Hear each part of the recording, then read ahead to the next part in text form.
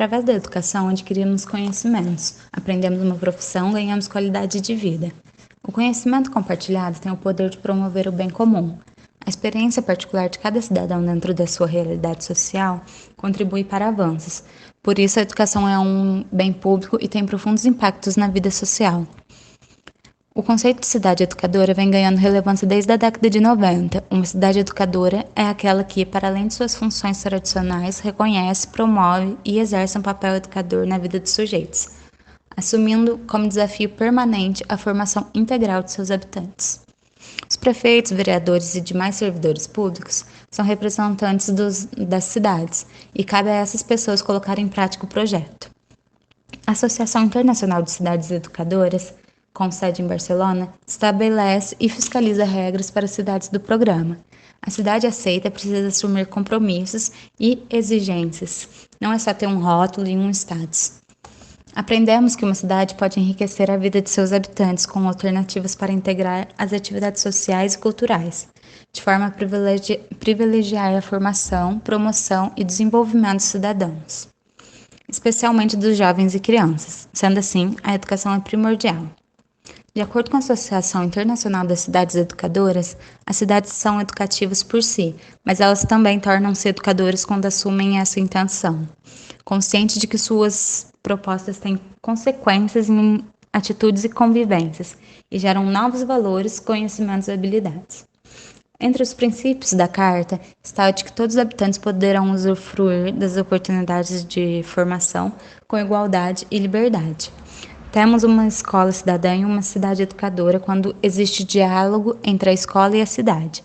Não se pode falar em escola cidadã sem compreendê-la como escola participativa, escola apropriada pela população como parte de apropriação da cidade que a pertence. Relacionando com a psicologia social, falando de educação, não podemos deixar de falar de Paulo Freire. Freire acreditava que ensinar era como despertar o aluno para ler o mundo, ou seja, possibilitaria a formação da consciência sobre quem o sujeito é no meio em que ele vive. Para ele, as grandes transformações partem desse princípio.